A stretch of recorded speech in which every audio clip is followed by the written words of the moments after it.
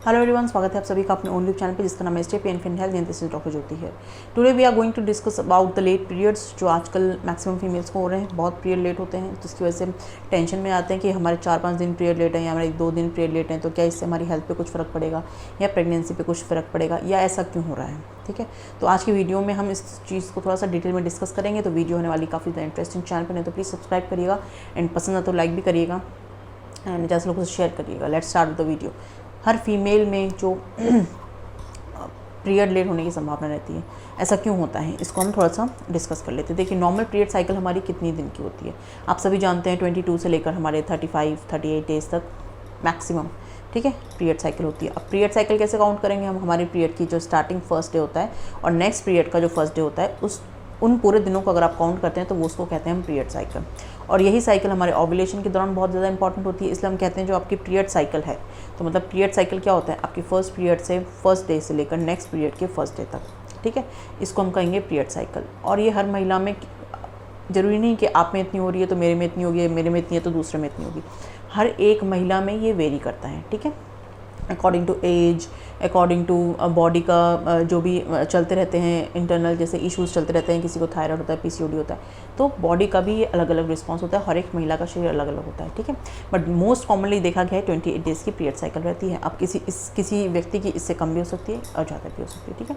But यहाँ पर हम डिस्कस करेंगे कि ये तो हो गई नॉर्मल साइकिल। अब हम बात करेंगे अगर किसी महिला को 2 दिन पीरियड लेट होते हैं या 3 दिन पीरियड आगे पीछे होता है तो कोई इशू नहीं है, इसमें इतना डरिए मत। बिकॉज हम जो खा रहे हैं और हम जो एक्सरसाइज कर रहे हैं या कुछ भी हम एक्टिविटी कर रहे हैं तो डायरेक्टली या indirectly it is affecting our internal structure as well, ठीक है।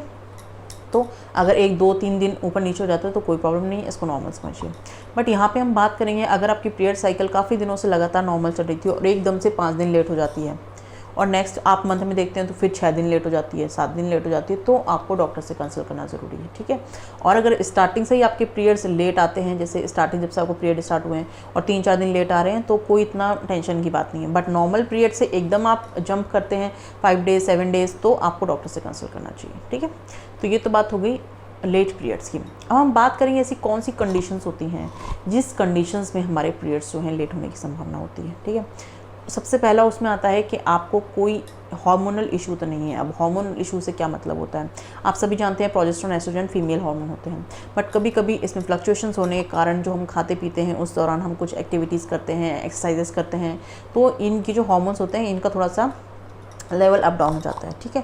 तो इस कारण आपके पीरियड्स जो हैं लेट होने की संभावना रहती है, ठीक है।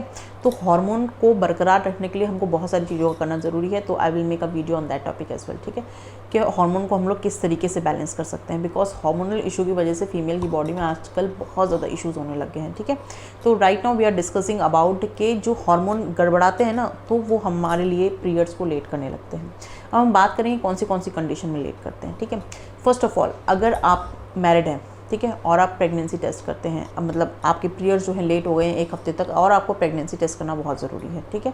तो उसके लिए आपने पीरियड डेट आपकी निकल गई है, उसके 1 हफ्ते बाद चेक कर लीजिए, तो आइदर यू आर प्रेग्नेंट और नॉट, उसके बाद फिर आप डॉक्टर से कंसल्ट करें।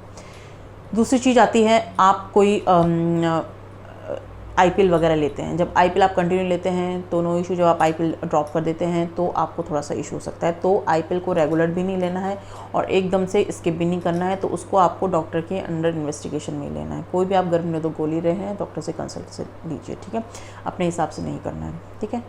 अब हम बात करेंगे जो महिलाएं जो इनकी डिलीवरी हो गई होती है वो भी, उनमें भी पीरियड्स इरेगुलर होने की बहुत ज़्यादा संभावना रहती है, ठीक है। डिलीवरी हो गई है, बहुत टाइम हो गया है, जब आप डिलीवरी के बाद हो सकता है आपको 1-2-3-4 हफ्ते बाद ही पीरियड्स हैं, ठीक है। अब बात करेंगे लैक्टेशन एमेनोरिया। अगर आप अपने बेबी को फीडिंग कराते हैं तो भी आपको लैक्टेशन एमेनोरिया हो जाता है। मतलब आप बच्चों को जब लैक्टेशन फीड, जब आप मिल्क फीड कराते हैं तो हार्मोन्स के कारण हमारे में एमेनोरिया मतलब ब्लीडिंग नहीं होती है, ठीक है। तो काफ़ी महिलाएं इससे डर जाती हैं कि हमारे पीरियड्स अब तक क्यों नहीं आए। अब तक आपके पीरियड इसलिए नहीं आए बिकॉज आप ब्रेस्ट फीडिंग करा रही हैं। जैसे आप ब्रेस्ट फीडिंग विड्रॉल करेंगे तो आपके पीरियड जो हैं काफ़ी हद तक नॉर्मल और रेगुलर होने की संभावना रहती है, ठीक है।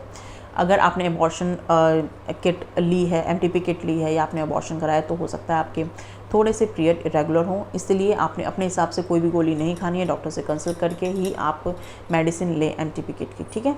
ये तो बात हो गई नॉर्मल रूटीन में। अगर हमारे साथ ऐसा होता है तो इसमें इतना घबराने की ज़रूरत नहीं है। अब बात कहाँ टेंशन की आती है, बात वहाँ टेंशन की आती है जहाँ पे कुछ हार्मोनल इशू के कारण हमारे पीरियड्स इरेगुलर होते हैं।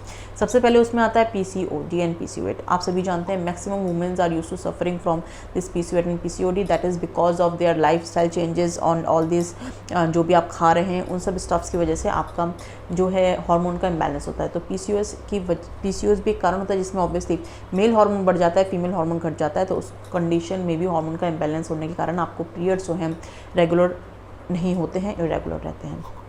साथ ही साथ आपको थायराइड अगर है तो भी आपके साथ ये प्रॉब्लम हो सकती है, आपके पीरियड्स इरेगुलर रह सकते हैं। अगर आपको प्रोलैक्टिन हाई है तो भी आपके साथ ये प्रॉब्लम हो सकती है, ठीक है। तो बेसिकली ये हार्मोनल इशू के कारण होता है।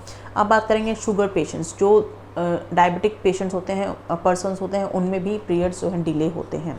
अब बात करेंगे उन लोगों की जिनका हीमोग्लोबिन काफ़ी लो है। अगर आपका हीमोग्लोबिन काफ़ी लो है तो एक बार डॉक्टर से कंसल्ट करिए, मेडिसिन लीजिए, सप्लीमेंट्स अपनी डाइट में शामिल करिए और अपने जो हीमोग्लोबिन को काफ़ी हद तक नॉर्मल करें। बिकॉज अगर ब्लड की कमी होगी तो ब्लड कैसे बाहर आएगा, ठीक है। तो ब्लड की कमी हमें नहीं होने देनी है ताकि और अदर इश्यूज़ ना हो, ठीक है।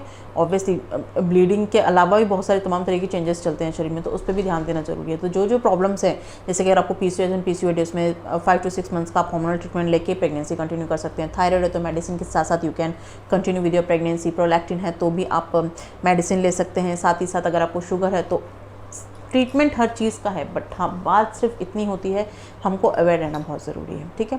तो अवेयर रहना बहुत ज़रूरी है। अगर आपके पीरियड लेट आते हैं और आपको हीमोग्लोबिन की कमी है तो भी आपके पीरियड्स काफ़ी हद तक लेट हो सकते हैं, ठीक है।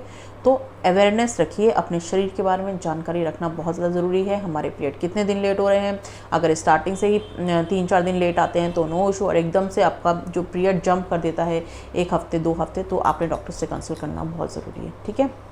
अब बात करेंगे जांचे की, तो ऑब्वियसली ब्लड टेस्ट होता है। ब्लड टेस्ट में आपको पता लग जाएगा कि आपका जो हार्मोन का लेवल गड़बड़ा रहा है और कौन सा हार्मोन ज़्यादा है, कौन सा। अल्ट्रासाउंड भी होता है, अल्ट्रासोनोग्राफी से PCOD का आराम से पता लग जाता है, ठीक है। तो अगर आपके पीरियड्स एकदम से लेट हो रहे हैं तो डॉक्टर से कंसल्ट करें।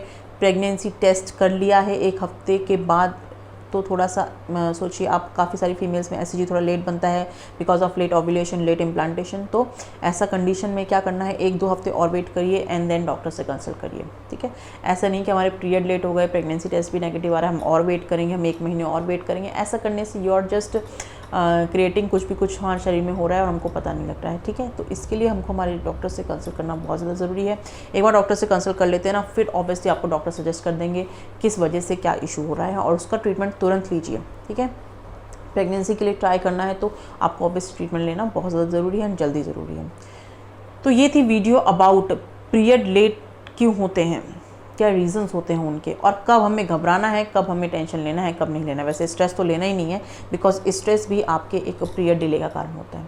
तो ये सारी जानकारी थी अबाउट पीरियड्स डिले क्यों होते हैं, कब हमको थोड़ा सा अलर्ट रहने की ज़रूरत है और कब हमको चिंता नहीं करनी है।